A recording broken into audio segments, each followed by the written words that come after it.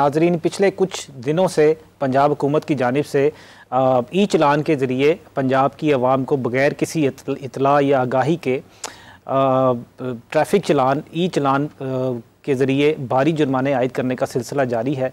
और ये एक ऐसा अमल है जिसमें पहले लाहौर हाई कोर्ट ने एक डायरेक्शन पास करके इसको रुकवाया था। और जहाँ तक हम समझते हैं, और ये सारा जो मामला है, ये अचानक से आपको एक मैसेज आता है और आपको पता चलता है कि आपके पेंडिंग 20 से 25 चलान हैं, 10 से 15 हज़ार रुपये का आप पे जुर्माना है, और वो भी आपने ड्यू डेट में जमा करवाना है, नहीं तो आपको उसके ऊपर भी जुर्माना पड़ेगा। तो ये हज़ारों मैसेजेस और कमेंट्स हमें आने के बाद हम ये अपना फ़र्ज़ समझते हैं कि इस मामले पर तमाम तर तफसीलात और आगाही फराहम करना हमारा अवलीन तरजीह भी है और फ़र्ज़ भी है। तो आज के इस मामले पर, इस मौजू पर गुफ्तगू करने के लिए हमारे साथ मौजूद हैं एडवोकेट हाई कोर्ट आला इमरान साहब। वेलकम टू द शो आला। तो आज बाकायदा प्रोग्राम शुरू करके आपको बताते हैं कि ये क्या मामलात हैं। आला, सबसे पहले तो मैं आपसे पूछना चाहूँगा कि ये जो हाई कोर्ट की डायरेक्शन आई थी और ये ई चलान जो बंद कर दिए गए थे, वो क्या मामला था और ये दोबारा से कैसे शुरू हो गए? बिस्मिल्लाहिर्रहमानिर्रहीम। सबसे पहले तो इसमें हुआ ये था कि पंजाब सेफ सिटी अथॉरिटी एक बनाएगी 2016 के एक एक्ट में। उसके अंदर इन्होंने पावर, उसको एक्ट में तो कोई नहीं दी, मगर उन्होंने एक नया काम स्टार्ट किया हवावे के। इन्होंने कैमरे यहाँ पे लगा दिए, स्पीडोमीटर लगा दिए हर चौक पे, हर शाहराह पे। और उन्होंने जो उसका मकसद था, जिसके लिए इन्होंने इतनी फंडिंग भी इस्तेमाल की, वो ये था कि हम शहर को महफूज बनाना चाहते हैं। सेफ सिटी प्रोजेक्ट है, जिसका असल मकसद ये है कि चोर अगर हैं तो हम उन्हें पकड़ लें, कोई वारदात होती है चौक पे, रास्ते में, तो उसको कम से कम हम कैमरे के साथ देख सकें। और कैमरे भी बहुत अच्छी क्वालिटी के उन्होंने कहा, बड़े अच्छे उनकी रेजोल्यूशंस थी, वो बहुत अच्छा मैग्नीफाई भी करते थे रेजोल्यूशंस के साथ। मगर उसके बाद फिर इन्होंने उसी को यूज़ किया ई चलान जनरेट करने के लिए। अब ये ई चलान, क्योंकि पंजाब सेफ सिटी के जो स्टैचूट था, जो एक्ट था, उसके अंदर इसकी पावर नहीं थी, तो इन्होंने ई चलान स्टार्ट कर दी। ई टिकटिंग जिसे कहते हैं, वो ई टिकट उसके ऊपर लिखा होता है, उन्होंने ई टिकट स्टार्ट कर दी। अब ये चैलेंज होगी लाहौर हाई कोर्ट में। ये बात है 2022 की। पहले 2022 में जब ये चैलेंज हुई तो इवेंचुअली 2023 में इसका फैसला आया, और उसमें ऑनरेबल लाहौर हाई कोर्ट ने ये फैसला किया कि पंजाब सेफ सिटी प्रोजेक्ट एक अच्छा प्रोजेक्ट है। ये इनिशिएटिव भी ठीक है कि जी आप लोगों को ज़ाहिर है ई चलान करेंगे, डेटरेंस क्रिएट होगी सोसाइटी में। अलबत्ता जो स्टैच्यूट है जिसके अंदर से आप पावर निकाल रहे हैं ई चलान करने की, वो स्टैच्यूट में है ही नहीं, उस एक्ट में ये पावर ही नहीं थी। सही। उसके बाद उन्होंने मजीद कहा कि देखें, एक प्रोसीजर है चलान देने का, यानी आप देखते हैं कि एक वॉलेशन होती है, उसको उस वक्त रोकना भी ज़रूरी है। अब आप रोकते नहीं हैं, आप उसके सिर्फ एक ऑफेंस होने की एक वीडियो बनाते हैं और आप उसकी तस्वीर बनाते हैं और लोगों को चलान भेज देते हैं।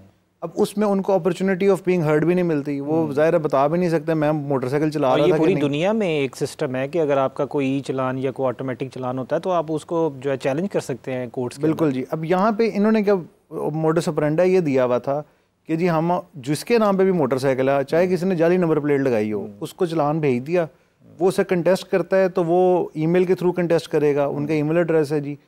उसके बाद क्या होता है कि जी उसकी एक ही सिर्फ आपको टिकट मिलती है। हालांकि लॉ में सेक्शन 116J जो है, 116A वो फॉर्म J को रेफर करता है और कहता है जी जब आपने किसी को चलान करना है तो आपने उसकी 4 परतें उसको देनी है और एक आपने अपने डिपार्टमेंट में रखनी है। अब ये सेफ सिटी का काम ही नहीं था। इवन ये जो ट्रैफिक लॉज हैं, ये ज़्यादातर डोमेन में चले जाते थे कि आपने कितनी स्पीड लिमिट रखनी है, ये ट्रांसपोर्ट डिपार्टमेंट ने डिसाइड करना है। और ये बात मैं नहीं, ये गवर्नमेंट का जो गवर्नमेंट रूल्स ऑफ बिजनेस है 2011 का पंजाब का, वो कहता है। सही। और ये कोई स्टैट्यूट आम नहीं है, ये कॉन्स्टिट्यूशनल डॉक्यूमेंट है, ये अपनी पावर कॉन्स्टिट्यूशन से निकालता है। वो कहता है कि ट्रांसपोर्ट डिपार्टमेंट बताएगा कितनी स्पीड लगानी है।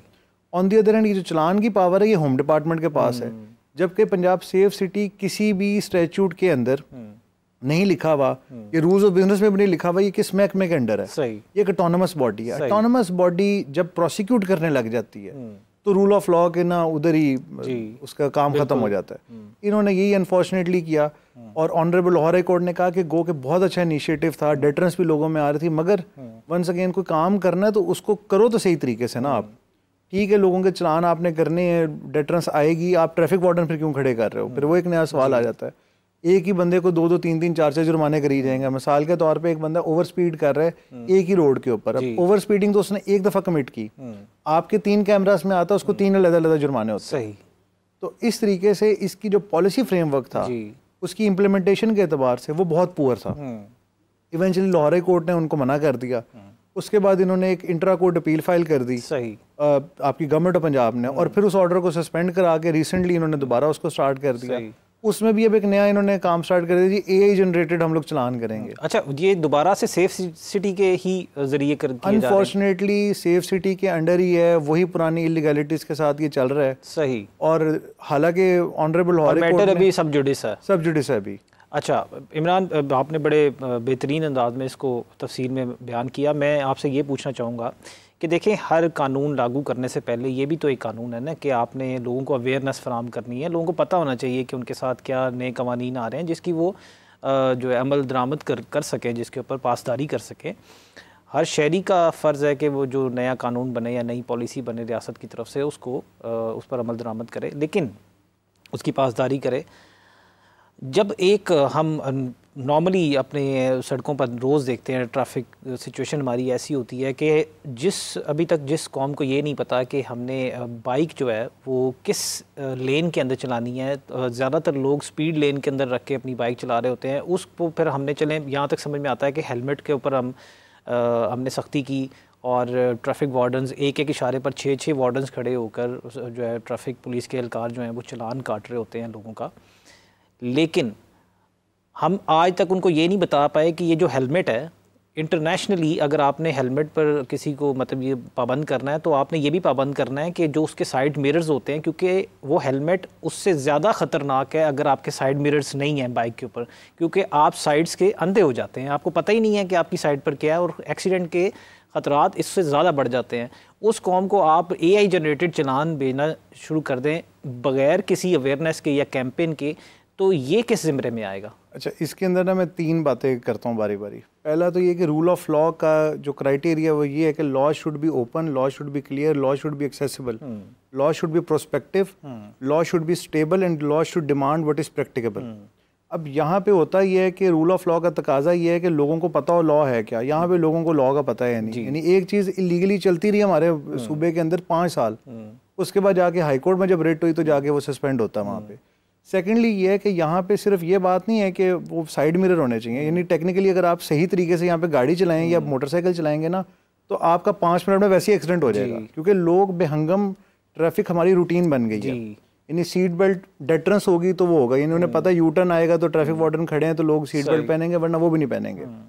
यहाँ पे जो ट्रैफिक वार्डन काम कर रहे होते हैं वो ये नहीं है कि रूल ऑफ लॉ को अपहोल्ड करें, वो ये नहीं है कि लोगों को समझाएं, बल्कि उनका काम ये एक बुकलेट मिलती है कि जी आपका टास्क ये है कि आपने बुकलेट सुबह से लेकर शाम तक खत्म करनी है। हाँ जी बिल्कुल ऐसा ही है। 7 बजे वो आगे खड़े हो जाते हैं और वो कहते हैं यार इस यू टर्न के ऊपर स्कूल के पास से है तो यहाँ से तकरीबन 150-200 गाड़ी ने गुजरना है। वो हर किसी में से ज़ाहिर है सुबह के टाइम किसी ने सीट बेल्ट नहीं पहनी होगी तो वो अपना कोटा पूरा करते हैं।